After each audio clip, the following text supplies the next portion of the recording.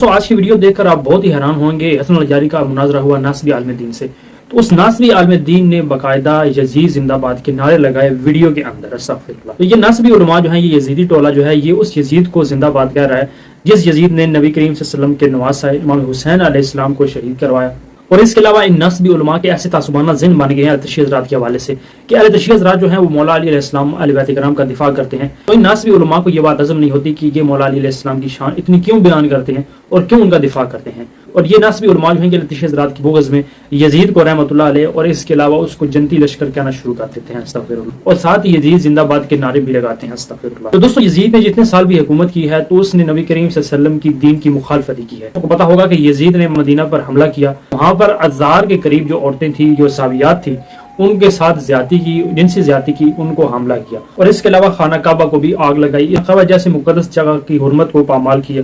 لیکن جو ناصبی علماء ہیں جن کا تعصبانہ ذہن بنا ہوا ہے، جن کا یہ کہنا ہے کہ اہل تشیع حضرات جو ہیں مولا علی علیہ السلام کا دفاع کرتے ہیں، تو ہم نے یزید کا دفاع کرنا ہے۔ استغفر اللہ۔ یزید زندہ باد، یزید کا نام بھاگ رہا ہے، نعرہ یزید زندہ باد، یزید کا نام بھاگ رہا ہے۔ اللہ پاک یزید کے غلاموں کو سلامت ہو، پابندہ رکھے۔ خدا لعنت کرے یزید کو اور یزید کو ماننے والوں کو لعنت کرے۔ خدا لعنت کرے یزید کو اور یزید کے چاہنے والوں کو اور یزید کے محبین کو۔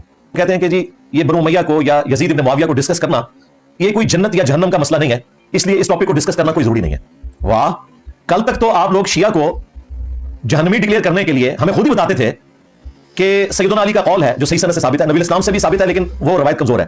جو حضرت علی کا قول صحیح سند سے فضائل صحابہ احمد بن حنبل کی کتاب میں موجود ہے، اور شیعہ کے ہاں بھی نہج البلاغہ میں مولا علی کا یہ قول موجود ہے۔ یہ سنی اور شیعہ دونوں کے ہاں ہے کہ سیدنا علی نے کہا کہ میری وجہ سے دو فرقے گمراہ ہوں گے، ایک میری محبت میں غلو کر کے، ایک میری دشمنی میں، اور میری وجہ سے یعنی مجھے بنیاد بنائیں گے۔ اس میں حضرت علی کا قصور نہیں ہے، جس طرح کہ حضرت عیسیٰ ابن مریم کا کوئی قصور نہیں ہے کہ یہودیوں نے ان کو گالیاں دی اور کرسچنز نے ان کی شان بڑھا دی۔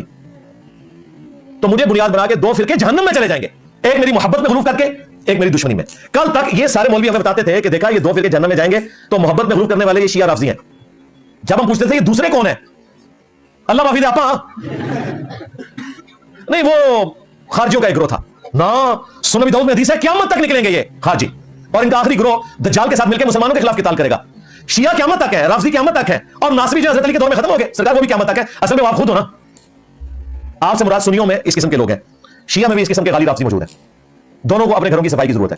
تو کل تک تو ہماری جہنم اور جنت جڑی ہوئی تھی انہی چیزوں کے ساتھ۔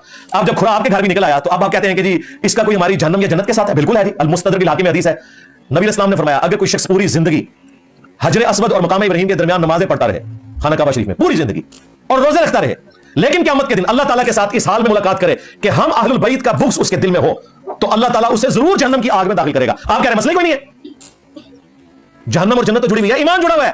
صحیح مسلم کی حدیث، علی سے محبت نہیں رکھے گا مگر مومن، علی سے بغض نہیں رکھے گا مگر منافق۔ ہاں، اگر آپ یہ سمجھتے ہیں یہ تھیوریٹیکل باتیں تو جناب محرم کا مہینہ شروع ہو چکا ہے، آپ کسی سنی کو یہ حدیث بھیج دیں مسلم شریف کی، علی سے محبت نہیں رکھے گا مگر مومن، علی سے بغض نہیں رکھے گا مگر منافق، آگے دیکھیں وہ پھدکتا کیسے ہے۔ یا کسی سنیوں کی مسجد میں بریلوی ہو، دیوبندی والے حدیث ہو، ایک چارٹ پہ یہ حدیث لکھ کے نیچے لکھے صحیح مسلم 240 لگا دیں، شام تک وہاں ہنگامہ نہ کھڑا مجھے پکڑ لیجیے گا، آپ کو پتہ چل جائے گا۔ لیکن یہی جعلی روایت بنا کے حضرت ابوبکر عمر عثمان کے بارے میں لکھ کے لگا دیں بغیر والے کے، کچھ بھی نہیں ہوگا۔ یہ لٹمس ٹیسٹ ہے، آپ کو پتہ چل جائے گا کہ ان کے اندر کس قدر غیر محسوس طریقے سے ناسبیت آئی ہوئی ہے۔ وہ ہوتا یہ ہے کہ انسان کو اپنی برائی نظر نہیں آتی، اس نے چشمہ دوسرا لگایا ہوتا ہے۔ تو اللہ کے فضل سے ہم دونوں کو آڑے ہاتھوں لیتے ہیں، خواہ وہ رافضی ہوں، شیعہ میں موجود، یا ناصبی ہوں، سنیوں میں موجود، بریلوی دیوبندی اہل حدیث کے اندر۔ نبی کریم صلی اللہ علیہ وسلم نے فرمایا کہ الحسین منی وانا من الحسین، یہ حسین مجھ سے ہے اور میں حسین سے ہوں۔ تو نبی کریم صلی اللہ علیہ وسلم کے جو نواز حضرت امام حسین علیہ السلام کے قاتل یزید اس کے یہ گن گاتے ہیں اور اس کا دفاع کرتے ہیں کہ یزید جو تھا وہ حق پہ تھا، یزید کو لشکر جو تھا وہ حق پہ تھا۔ اور دوسری بات میں یہاں پر کلیئر کر دوں کہ بہت سے مکاتب فکر کے علماء جو ہیں وہ امام حسین علیہ السلام کو حق پر مانتے ہیں، یزید کا دفاع بالکل نہیں کرتے۔ لیکن جو یزیدی ٹولہ ہے جن کے ایسے تعصبانہ ذہن بنے ہیں اہل تشیع حضرات کے حوالے سے، وہ یزید کا دفاع کرتے ہیں اور یہ کہتے ہیں کہ یزید کا جو لشکر تھا وہ بالکل حق پہ تھا۔ استغفر اللہ۔ ان تمام مسالک کے جو لوگ ہیں ان کے اندر اچھے علماء بھی ہیں، لیکن کچھ تعصبانہ ذہن کے لوگ ہیں جو صرف اور صرف اہل تشیع حضرات کے حوالے سے ان کا ایسا تعصبانہ ذہن بنا ہوا ہے کہ وہ کہتے ہیں کہ شیعہ حضرات جو ہے نعوذ باللہ کافر ہیں، تو ہم نے ان کے ساتھ جو بھی بات کرنی ہے وہ یزید کے اوپر کرنی ہے اور یزید کا دفاع کرنا ہے۔ اللہ سے دعا اللہ تعالیٰ میں حق سچ بیان کرنے کی توفیق دے اور امام حسین علیہ السلام کی دفاع کرنے کی اور نبی کریم صلی اللہ علیہ وسلم کی سنت پر چل کے زندگی گزارنے کی توفیق